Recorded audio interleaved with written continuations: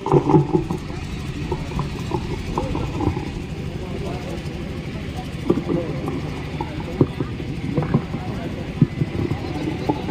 के इस शानदार चौपाल के हमारे सम्मानित अध्यक्ष जी, इस कार्यक्रम में उपस्थित हमारे लोकप्रिय विधायक साथी नफीस अहमद साहब, इस क्षेत्र से कई बार के हमारे प्रमुख और एमएलसी रहे बड़े भाई आदरणीय राकेश गुड्डू जी, मंचासीन हमारे ब्लॉक प्रमुख रहे राजेश पासवान जी, साथी चंचल जी, अज्जू भाई जो हमारे प्रमुख हैं, हमारे तो बेटे की तरह भतीजा है हमारा, और इस मंच पर उपस्थित हमारे नौजवान अध्यक्ष आदरणीय हरिराम जी, मंचासीन इस सेक्टर के हमारे प्रभारी आदरणीय राजमंगल प्रधान जी, आदरणीय चंद्रशेखर जी, आदरणीय डॉक्टर राजेश प्रधान जी, आदरणीय मगन बेग साहब, आदरणीय योगेश यादव जी, आदरणीय नरेंद्र यादव जी, आदरणीय राजमन जी, आदरणीय दिनेश जी जो हमारे प्रबंधक हैं, आदरणीय अनीश राय जी, आदरणीय राजबहादुर जी, आदरणीय देवसन राम जी, आदरणीय पार्वती जी, आदरणीय जफरे आलम साहब, आदरणीय रईस बेग साहब, साथी राजेश यादव जी, गोधन यादव जी, अरविंद यादव जी जो प्रबंधक हैं, संभवतः उन्हीं का ये विद्यालय भी है, आदरणीय संदीप प्रधान जी, आदरणीय सोनू यादव जी, शिवमंगल यादव जी, लक्ष्मण यादव जी, हरिकेश जो हमारे शानदार गायक हैं, और अशोक लाल जी जो गायक और शायद इसी देवारा इलाके से ही हैं, और उपस्थित सभी मेरे सम्मानित बुजुर्गों, नौजवान साथियों, बड़ी तादाद में उपस्थित मेरी माताओं बहनों, ये देवारा का इलाका और समाजवादी पार्टी मैं समझता हूं दोनों एक दूसरे के पर्यायवाची हैं। जहां देवारे की चर्चा आती है वहां समाजवादी पार्टी का नाम, माननीय अखिलेश यादव जी का सम्मान अपने आप बढ़ जाता है। ऐसा ही हमारा शानदार देवारा का इलाका है। साथियों, ये चुनाव बहुत महत्वपूर्ण चुनाव है।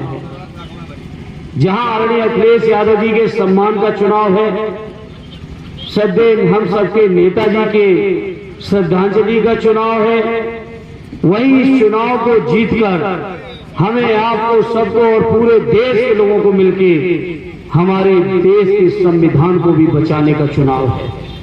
क्योंकि ये भारतीय जनता पार्टी के लोग, बीजेपी के लोग देश के संविधान को बदलना चाहते हैं। इनसे बर्दाश्त नहीं हुआ है कि आखिर बाबा साहब ने अपने संविधान में समाज के दबे कुचले, शोषित, पीड़ित महिलाएं, बच्चे, बुजुर्ग, समाज के हर वर्ग को जो न्याय दिया है, जो हक दिया है, जो सम्मान और स्वाभिमान से जो जीवन दिया है, ये जीवन भारतीय जनता पार्टी जैसे लोगों को बर्दाश्त नहीं हो रहा है। और यही कारण है कि बीजेपी के लोग देश के संविधान को बदलना चाहते हैं।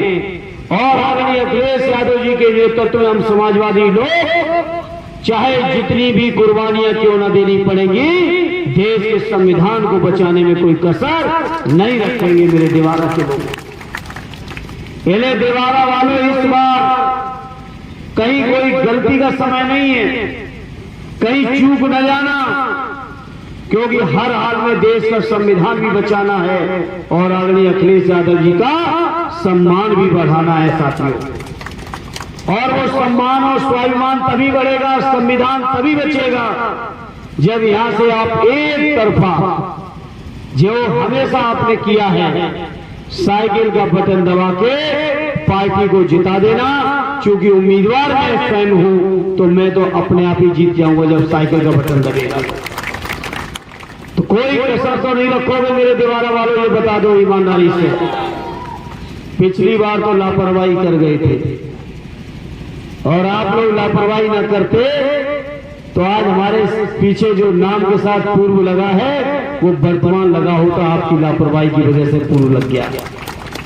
तो बताओ देवारा वालों, इस बार तो गलती नहीं करोगे?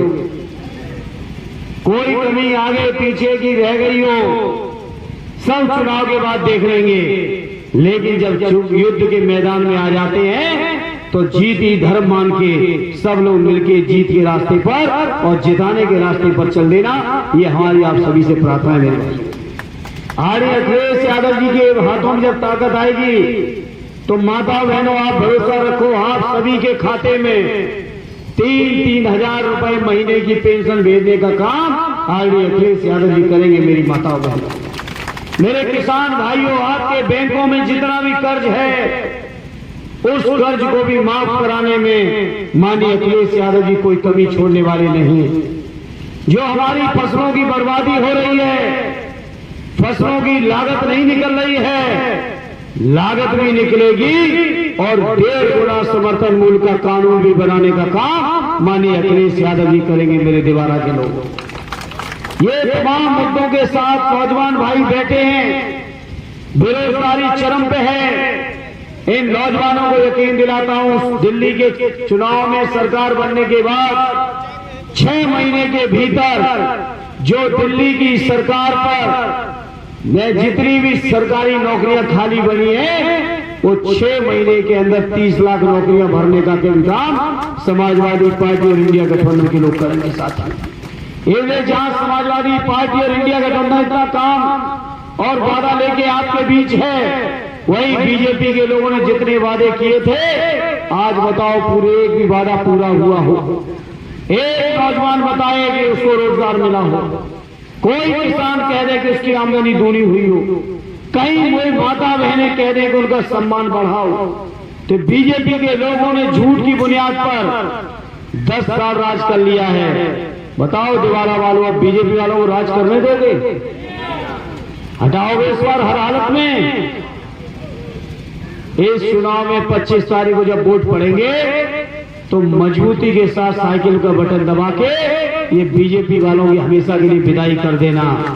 और विदाई बहुत किसने भी करनी है, बहुत झूठ बोला है, जबरदस्ती चंदा लेके ऐसी वैक्सीन ठुकवा दी कि पता ही नहीं किस बच्चे को, किस जवान को भी कब हार्ट अटैक आ जा रहा है कोई पता नहीं।